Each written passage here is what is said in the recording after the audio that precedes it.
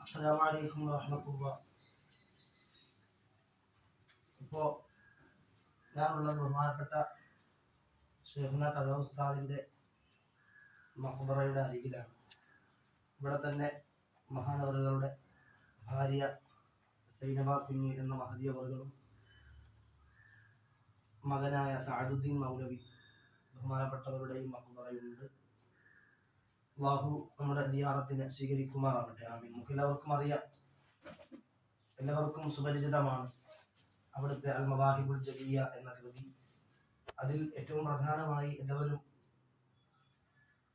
തങ്ങളെ കുറിച്ച് ഓർക്കുമ്പോൾ ഓർമ്മയിലേക്ക് വരുന്നത് ഖബറെന്നു കേട്ടാൽ തൽക്ഷണം ഞെട്ടേണ്ടതാ, കണ്ടാലുടൻ വാവിട്ടു നീ കരയേണ്ടതാ, മെടയ്ക്കു പകരം മാളമാ സുബ്ഹാന റബ്ബി അതിൽ കിടക്കേണ്ടതാണ് സമാന. ആ വരികളാണ്. എന്നാൽ ഞാൻ ബഹുമാനപ്പെട്ട മഹാനായ തങ്ങൾ ഉസ്താദിന്റെ മകളുടെ മകനായ കുമ്മനം നിസാമുദ്ദീൻ അസ്ഹരി ഉസ്താദിന്റെ അരികിൽ ഓതുന്ന സമയത്ത് അവിടുന്ന് പറഞ്ഞു തന്നൊരു സംഭവമുണ്ട്. തെക്കൻ കേരളത്തിലെ വലിയ പ്രഗത്ഭനായ പ്രാസംഗികനായിരുന്നു ബഹുമാനപ്പെട്ട തങ്ങൾ ഉസ്താദ്. ഇവിടെ നിന്നും മലപ്പുറം ഭാഗത്തേക്ക് പ്രസംഗത്തിനായി പണ്ടൊക്കെ പോയി കഴിഞ്ഞാൽ ഒരുപാട് ദിവസങ്ങൾക്ക് ശേഷമാണ് മഹാനവറുകൾ തിരികെ എത്തിയിരുന്നത്. അങ്ങനെ അവിടെ ചെന്ന സമയത്ത്, അവിടെ ഒരു മാസക്കാലത്തോളം നിൽക്കുന്ന സമയത്ത് മകനെ ഒരു കത്തയക്കുകയുണ്ടായി. അതിലുണ്ടായിരുന്ന വരികൾ എന്ന് പറയുന്നത്: കണ്ട് ഞാനിവിടെ പല പല സ്വാലിഹീങ്ങളുടെ വീടുകളോല തൂക്കി മറച്ച് മഞ്ഞും മഴയുമേറ്റവരായി കഴിയുന്നുണ്ട് പട്ടിണിയായി.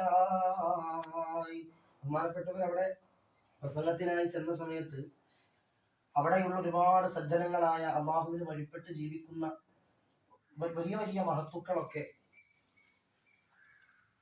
സ്വാലിഹീങ്ങളായ ആളുകളൊക്കെ ഓല കൊണ്ട് മറച്ച വീടുകളിൽ പട്ടിണിയും പരിവട്ടവുമായി കഴിയുന്ന കാഴ്ചകൾ കണ്ടിട്ട് ബഹുമാനപ്പെട്ടവർ മകന് അത് കത്തിലൂടെ എഴുതി അയച്ചു.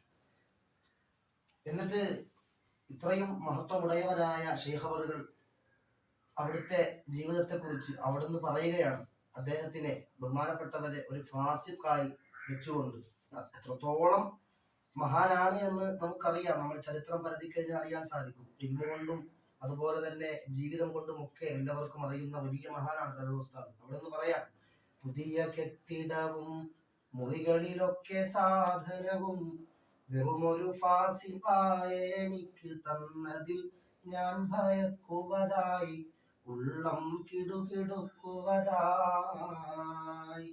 വെറും ഫാസിഖായ എനിക്ക് എന്റെ വീട്ടില് വലിയ കെട്ടിടമുണ്ട്. ആ കെട്ടിടത്തിൽ നിറയെ സാധനങ്ങളുണ്ട്, വേണ്ടുന്ന വീട്ടിലെ സാമഗ്രികളൊക്കെ ഉണ്ട്. അങ്ങനെ എനിക്ക് എന്റെ റബ്ബ് തന്നു. വെറും ഫാസിഖായ, അള്ളാഹുവിനോട് വലിയ അടുപ്പമൊന്നുമില്ല എന്ന് ഒരുപാട് അടുപ്പമുള്ള മഹാനവറുകൾ പറഞ്ഞിട്ട് മകന് കത്തയക്കുകയാണ്: വെറും ഒരു ഫാസിഖായ എനിക്ക് തന്നതിൽ ഞാൻ പേടിക്കുകയാണ്, ഭയപ്പെടുകയാണ് എന്ന്. അപ്പോ ഈ പറഞ്ഞ വരികളും ഖബറെന്ന് കേട്ടാൽ തൽക്ഷണം ഞെട്ടേണ്ടതാ, കണ്ടാലുടൻ വാ വിട്ടു നീ കരയേണ്ടതാ, ഈ വരികളും ചേർത്ത് വെച്ച് നമ്മൾ നോക്കുമ്പോൾ എത്രത്തോളം അവരൊക്കെ ഉന്നതമായ മർത്തബയിൽ ഉണ്ടായിട്ടും അള്ളാഹുവിനെ ഭയപ്പെട്ട് ജീവിച്ചു. ആ പേടി കൊണ്ട് അവർ എത്രത്തോളം കരഞ്ഞിട്ടുണ്ട് എന്ന് നമ്മളൊന്ന് ചിന്തിച്ചു നോക്കണം. ഈ കാലഘട്ടത്തിൽ എല്ലാ സൗകര്യങ്ങളും, വീടുണ്ട്, വേണ്ട സാധനങ്ങളുണ്ട്, നമുക്ക് വേണ്ടതെല്ലാം റബ്ബ് തന്നിട്ടുണ്ടെങ്കിലും ഞാൻ ഉൾപ്പെടെ നമ്മൾ ഓരോരുത്തരും അള്ളാഹുവിൽ നിന്ന് വളരെ അകലെയാണ്. ഈ മഹത്തുക്കളെയൊക്കെ, അവരുടെ ജീവിതത്തെയൊക്കെ മനസ്സിലാക്കി ഇനിയുള്ള ജീവിതമെങ്കിലും അള്ളാഹുവിന് പൊരുത്തമുള്ള രീതിയിൽ, അള്ളാഹുവിന് തൃപ്തിയുള്ള രീതിയിൽ ജീവിതം നയിക്കാനുള്ള മഹാസൗഭാഗ്യം റഹ്മാനായ റബ്ബ് നൽകി അനുഗ്രഹിക്കുമാറാവട്ടെ. അവന്റെ ഇഷ്ടദാസരിൽ ഉൾപ്പെടുത്തി അള്ളാഹു അനുഗ്രഹിക്കട്ടെ. ബഹുമാനപ്പെട്ട കണിയാപുരം അബ്ദുൽ റസാഖ് വലിയുള്ളാഹി വാഹിജത്തങ്ങളുമായി ബഹുമാനപ്പെട്ടവർക്ക് വലിയ ബന്ധമുണ്ട്. ചരിത്രങ്ങളൊക്കെ വളരെ വിശാലമാണ്. ഏതായാലും ഇവിടെ ഈ സിയാറത്തിനായി വന്ന കാരണം കൊണ്ട് ഹബീബായ മുത്ത് റസൂലുള്ളാഹി സ്വല്ലല്ലാഹു അലൈഹി വസല്ലമ തങ്ങൾ സ്വന്തം നഫ്സിനോട് ചേർത്ത് പറഞ്ഞ പരിശുദ്ധമായ ശഅബാൻ മാസത്തിന്റെ ബറക്കത്ത് കൊണ്ട് പരിശുദ്ധമായ റമദാനിനെ സ്വാഗതം ചെയ്യാനുള്ള മഹാസൗഭാഗ്യം റഹ്മാനായ റബ്ബ് നൽകി അനുഗ്രഹിക്കുമാറാവട്ടെ. ഈ മഹത്തുക്കളുടെ ഹഖ് ജാഹ് ബറക്കത്ത് കൊണ്ട് ഒരുപാട് സ്വലാത്തുകൾ ചൊല്ലാനും മഹത്തുക്കളെയൊക്കെ പ്രകീർത്തിക്കാനും ഒരുപാട് പ്രകീർത്തനങ്ങൾ എഴുതാനും പാടാനും പറയാനും ഒക്കെ അള്ളാഹു മഹാസൗഭാഗ്യം നൽകി അനുഗ്രഹിക്കുമാറാവട്ടെ.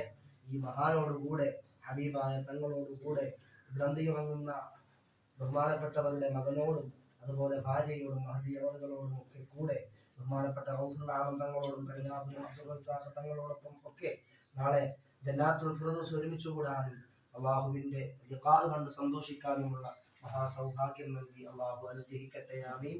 അസ്സലാമു അലൈക്കും വറഹ്മത്തുള്ളാഹി വബറകാതുഹു.